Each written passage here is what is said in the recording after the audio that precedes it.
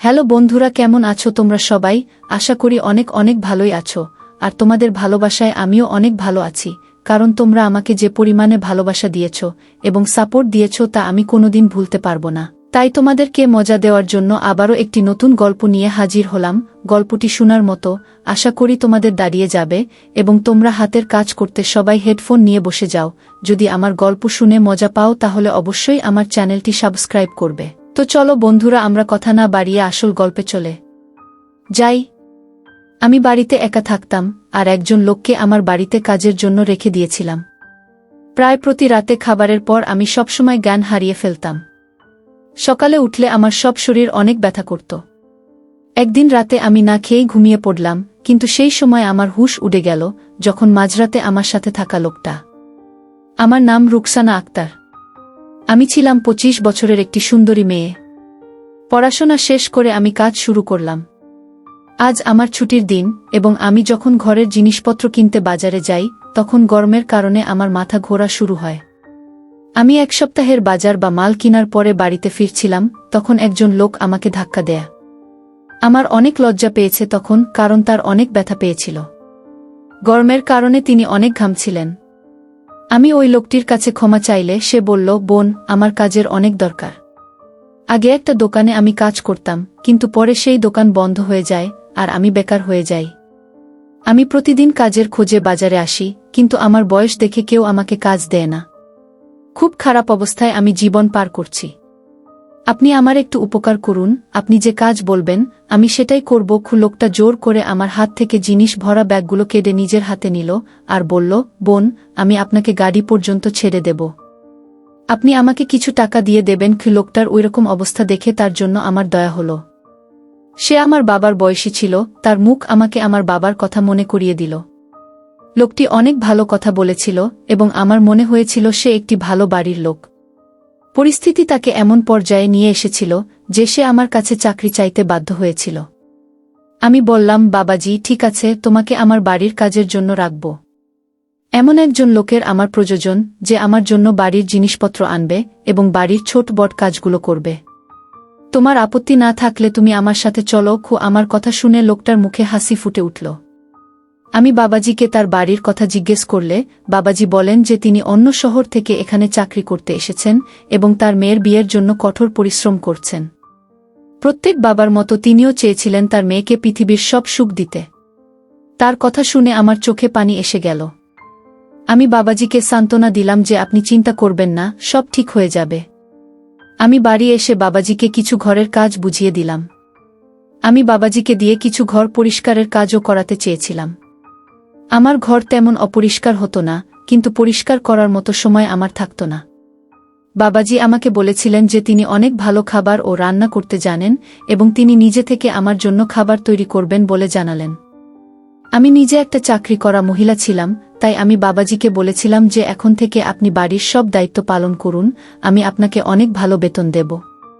আমার কাছে টাকা পয়সার অভাব ছিল না, কিন্তু আমি একাকী জীবনযাপন করছিলাম এবং আমি চাকরির পাশাপাশি ঘর দেখাশোনা করতে করতে অনেক ক্লান্ত হয়ে পড়তাম। সেই কারণেই আমি বাবাজিকে খুশি মনেই রেখে নিয়েছিলাম, কারণ আমার তাকে অনেক ভালো মানুষ বলে মনে হয়েছিল। বাড়িতে তখন একটা ঘর দিয়ে দিলাম বাবাজিকে। এত বড় বাড়িতে আমি একা থাকতাম। অনেক বছর আগে আমি আমার বাবা মাকে ছেড়ে আলাদা হয়ে যাই। ঘরের চার দেয়াল আর আচার অনুষ্ঠান আমার একদম ভালো মনে হতো না। বাবা আমাকে অনেক পড়াশোনা করিয়েছিলেন, কিন্তু তিনি আমার চাকরির বিরুদ্ধে ছিলেন এবং চেয়েছিলেন যে আমি পড়াশোনা শেষ করার সাথে সাথে তার ভাগ্নিকে বিয়ে করি। বাবা বা আমার 3 বড় দিদির সাথেও তাই করেছিল। পড়াশোনা শেষ করার সাথে সাথেই তাদের বিয়ে দিয়ে দেওয়া হয়েছিল এবং চাকরি করতে বাধা দেওয়া হয়েছিল। আমি আমার জীবনে এসব চাইনি। এত তাড়াতাড়ি বিয়ে করার আমার কোনো ইচ্ছা ছিল না। আমি নিজের পায়ে দাঁড়াতে চেয়েছিলাম। বাবা আমাকে বলেছিলেন, পৃথিবীর রূপ রঙে যখন তোমার মন ভরে যাবে আর তুমি ক্লান্ত হয়ে পড়বে তখন তোমার বাবার একটা কথা মনে পড়বে। বাবা হয়তো একদম ঠিক কথা বলেছিলেন। তাই বাবাকে অনেক মিস করতাম আমি। যখনই আমি কাজ থেকে ক্লান্ত হয়ে বাড়িতে আসতাম, সেই বাড়িটি আমাকে আমার বাবা মায়ের কথা মনে করিয়ে দিত। আমার বাবা মা আমাদের বোনদের অনেক যত্নের মধ্যে রেখেছিলেন এবং আমি কখনোই ঘরের কোনো কাজ করিনি। কিন্তু যখন থেকে আমি আমার বাবা মায়ের সাথে ঝগড়া করে বাড়ি ছেড়েছি, আমাকে নিজেকেই সবকিছু করতে হতো। এবং আস্তে আস্তে আমি বুঝতে পেরেছিলাম কিভাবে আমার বাবা মা আমাকে পৃথিবীর সব রকম খারাপ ভালো কাজ থেকে রক্ষা করতেন। আমার ডিগ্রির জোরে আমি একটি ভালো কোম্পানিতে চাকরি পেয়ে গিয়েছিলাম। যখনই আমি পিছনে ফিরে তাকাই আমি বুঝতাম যে আমি বাড়ি ছেড়ে একদম সঠিক সিদ্ধান্ত নিয়েছি, কিন্তু এখন আমার বাবা মায়ের কথা মনে পড়ে আর আমি অস্থির হয়ে যাই। আমার বাবা বলতো, চাকরি করেও মেয়েদের বিয়ে করতে হয়, তাই ভালো ছেলেকে বিয়ে করে তোমাকে বিদায় করাই ভালো। অথচ আমি বিশ্বাস করতাম যে নিজের পায়ে আমাকে দাঁড়াতে হবে এবং পরিশ্রম করতে হবে, জীবনে কিছু অর্জন করতে হবে। আমি এত তাড়াতাড়ি বিয়ে করতে চাইনি। বাড়ি ছাড়ার পরে আমি আমার সব স্বপ্ন পূরণ করেছি। আমি সারাক্ষণ বাড়িতে এবং কাজে একা থাকতাম এবং বিশ্রামের সময়ও পেতাম না। মাঝে মাঝে এত ক্লান্ত হয়ে যেতাম যে রাতের খাবার না খেয়ে বিছানায় পড়ে ঘুমিয়ে যেতাম। বাবাজিকে বাড়িতে রাখার পর থেকে আমি পুরোপুরি চিন্তামুক্ত ছিলাম, কারণ বাবাজি 2 দিনের মধ্যেই বাড়ির সব দায়িত্ব ফেলেছিলেন এবং সম্পূর্ণ আন্তরিকতা ও নিষ্ঠার সাথে তিনি ঘরের সব কাজকর্ম করতেন। আমি ঘরের কাজের জন্য তাকে রেখেছিলাম, কিন্তু রান্না খাওয়ার দায়িত্ব সে নিজেই নিয়েছিল। বাবাজি খাবার অনেক ভালো রান্না করতেন। তারপর থেকে আমি সবসময় বাড়িতেই রাতের খাবার খেতে শুরু করেছিলাম। নইলে বেশিরভাগ রাতের খাবার আমি আগে বাইরে থেকেই অর্ডার করতাম বা না খেয়ে ঘুমাতে যেতাম। রাতের খাবার খাওয়ার সাথে সাথে আমার এত ঘুম আসতো যে আমি বিছানায় ঘুমানোর সাথে সাথেই ঘুমিয়ে পড়তাম এবং তারপরে আমি সকালবেলাতেই ঘুম থেকে উঠতাম। বাবাজি আসার পর থেকে আমি আমার ঘুম নিয়ে অনেক চিন্তিত ছিলাম, কারণ আগে সারারাত বিছানায় শুয়েও কিছুতেই ঘুম আসতো না। ক্লান্তির কারণে আমার শরীর ব্যথা করত, কিন্তু বাবাজির আসার পর আমি অনেক আরাম পেয়ে গিয়েছিলাম এবং আমার অনেক ভালো ঘুম আসতে থাকল। তাকে নিযোগের মাত্র 2 সপ্তাহ হয়েছিল, সবকিছু অনেক ভালো যাচ্ছিল আমার। একদিন রাতে আমার কিছু অফিসের কাজ ছিল, তাই আমি খাবার একপাশে রেখে প্রথমে কাজ করতে শুরু করলাম। কিছুক্ষণের মধ্যে বাবাজি ঘরে ঢুকলেন। আমি বাবাজির দিকে তাকিয়ে জিজ্ঞাসা করলাম, এত রাতে এখানে কি করছেন? তিনি বলতে থাকলেন, যখন আমি মনে করেছিলাম যে আপনার শরীর ভালো নেই বলে মনে হলো ঘরের আলো অন ছিল, তাই দেখতে এসেছি আমি, কারণ আপনাকে নিয়ে আমি চিন্তায় পড়ে গিয়েছিলাম। বাবাজিকে আমি বললাম, না, আমি একদম ভালো আছি, আমি আমার কাজ করছি, আপনি ঘুমাতে যান। বাবাজি চলে গেলেন। আমি যখন আমার কাজ শেষ করে ঘুমাতে গেলাম তখন আমার মনে একটা প্রশ্ন এলো যে বাবাজি গভীর রাত পর্যন্ত জেগেছিলেন কেন? যখন তিনি আমার সামনেই ঘুম থেকে উঠে যান, আমার ঘুম থেকে উঠার আগেই বাবাজি ঘরও পরিষ্কার করে দেন রোজ, আর আমি উঠে দেখি যে আমার জন্য জলপানি খাবার বানাতে ব্যস্ত থাকেন। তখন এইসব ভাবতেই আমি কিছুক্ষণ পরে ঘুমিয়ে পড়লাম এবং প্রতিদিনের মতো সকালে ঘুম থেকে উঠে আমি অফিসে চলে গেলাম। কিন্তু আমার মনে কোথাও যেন বাবাজিকে নিয়ে অনেক প্রশ্ন উঠছিল। আমি বাবাজিকে মোটেও চিনতাম না এবং তাকে এতটাই বিশ্বাস করেছিলাম যে আমি তাকে আমার বাড়িতে জায়গা দিয়েছিলাম।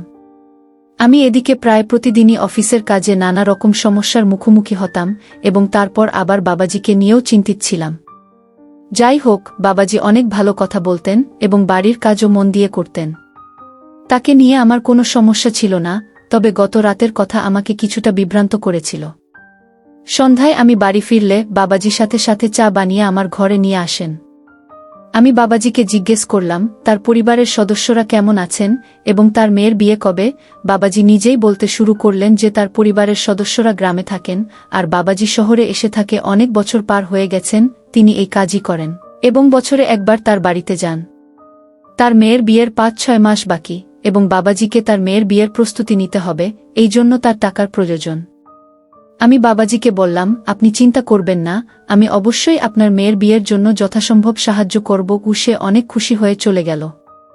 আর আমি ভাবতে থাকলাম এই লোকটাকে বিশ্বাস করে আমি ঠিক করছি কিনা। ভাবলাম বাবাজিকে একবার বাজিয়ে দেখে নেওয়া উচিত যে সে ঠিক কিনা।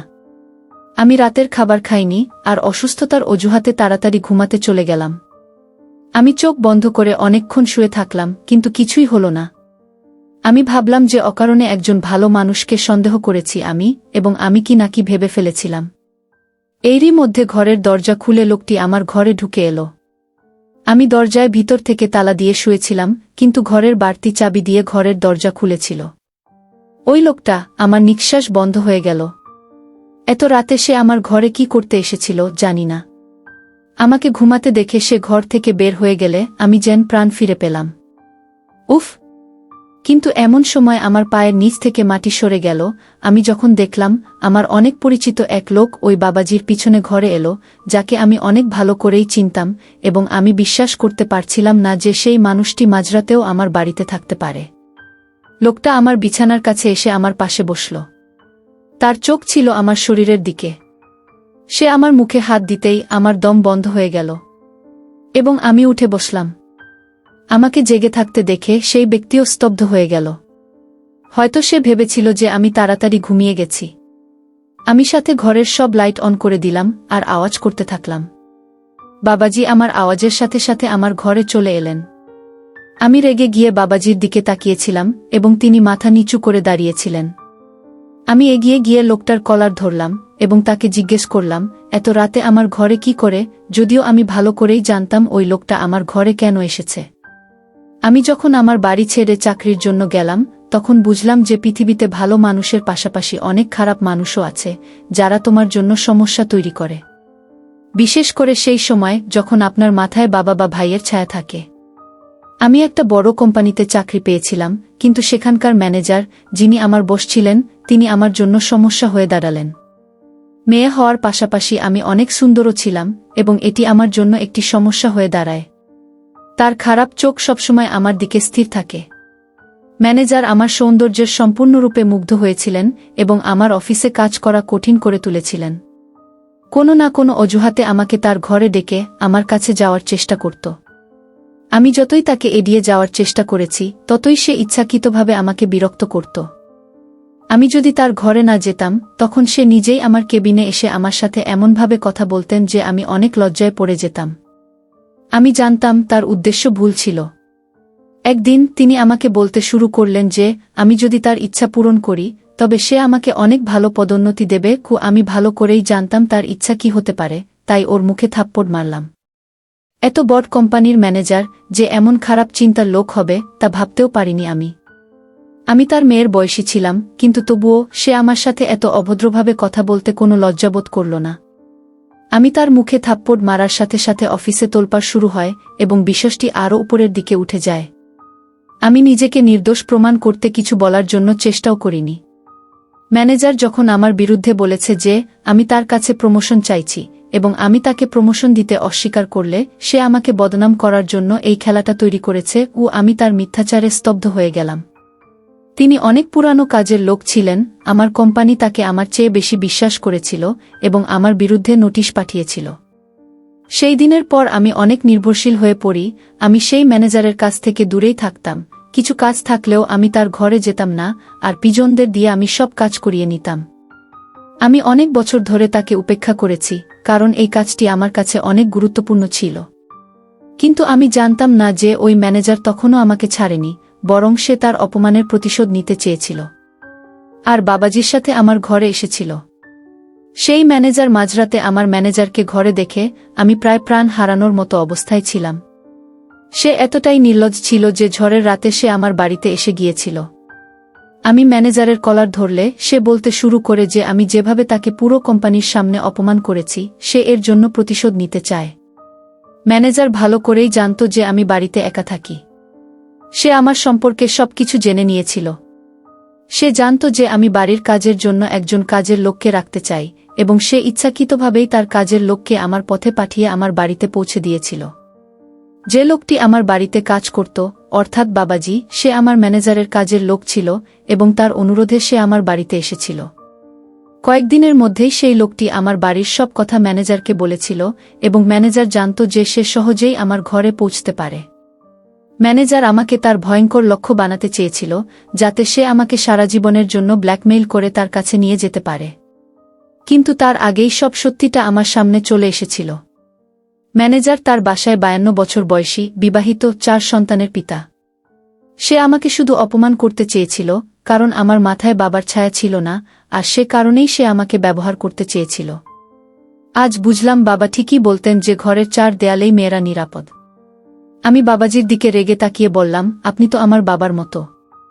আমি আপনাকে এতটাই বিশ্বাস করেছিলাম যে আপনার অসহায়ত্বের কথা শুনে আমার বাড়িতে নিয়ে এসেছিলাম আপনাকে। আপনার মেয়ের বিয়েতে সাহায্য করার কথা দিয়েছিলাম, কিন্তু তারপরেও আপনি আমাকে ঠকালেন। লোকটা লজ্জায় চোখ নামিয়ে নিল আর বলা শুরু করল যে সে তার প্রভুর আদেশ মানতে বাধ্য হয়েছে। তার মনিব তাকে বলেছিলেন যে সে যদি তার এই কাজটি করে তবে সে তার মেয়ের বিয়ে অনেক ধুমধাম করে দেবেন এবং তিনি তার মেয়েকে পৃথিবীর সব সুখ দিতে চান। তাই তিনি রাজি হন। কিন্তু আজ সে বুঝতে পারছে তার মেয়ের সুখের জন্য সে অন্য কারোর মেয়ের খারাপ কিছু ভাবার বা অন্য কিছু করার চেষ্টা করেছিল। ম্যানেজার তখনও আমার কোনো ছবি উঠাননি, তাই আমি সাথে সাথে পুলিশকে ডেকে তাকে পুলিশের হাতে তুলে দিই। লোকটি আমার কাছে ক্ষমা চাইছিল, সে তার ভুলের জন্য অনুতপ্ত ছিল, যদিও সে তার মনিবের কথায় ভুল পথে চলেছিল। কিন্তু মনের দিক থেকে সে ছিল একজন ভালো মানুষ। ম্যানেজারের গ্রেপ্তারের খবর কোম্পানিতে পৌঁছলে তাকে চাকরি থেকে বাদ দেওয়া হয় এবং আমি সেই ম্যানেজারের কাজের লোক অর্থাৎ বাবাজিকে আমার নিজের বাড়িতে এককালীন পারফেক্টভাবে চাকরি দিয়েছিলাম। আমি এরপর প্রথমবারের মতো আমার বাবা মায়ের সাথে দেখা করতে বাড়ি যাচ্ছিলাম। আমি তাদের সাথে দেখা করার জন্য অনেক পাগল ছিলাম। আমি তাদের কাছে ক্ষমা চাইতে গিয়েছিলাম, কারণ আমি অনেক ভালো করে বুঝতে পেরেছিলাম যে আমি কতটা ভুল ছিলাম। আগে আমার বাবা মার কথা আমার অনেক খারাপ মনে হতো, কিন্তু এখন জানতে পারলাম যে তারা আমার চেয়েও বেশি দুনিয়ার খবর রাখে। আমি যখন আমার বাড়িতে পৌঁছালাম তখন আমার বাবা মা আমাকে দেখে অনেক খুশি হলেন এবং আমার বাবা সব ভুলে আমাকে ধরলেন। আমি আমার বাবাকে বললাম যে অনেক ভালো কাজ করছি এবং এখন আমি বিয়ে করতে চাই। আমার কথা শুনে বাবা একটু হেসে বললেন, তুমি যে ছেলেকে পছন্দ করবে তার সাথেই তোমার বিয়ে দেব। আমি আমার বাবাকে বলেছিলাম যে শুধুমাত্র একটি চাকরি করার ইচ্ছা ছিল, আর কিছু না বাবা। আমি কাউকে পছন্দ করি না, আর এখন তুমি যাকে বলবে আমি তাকেই বিয়ে করব। আমার বাবা আমাকে তার পছন্দের ছেলের সাথে বিয়ে দিয়েছিলেন, সে আমার চাকরিতে আপত্তি করেনি।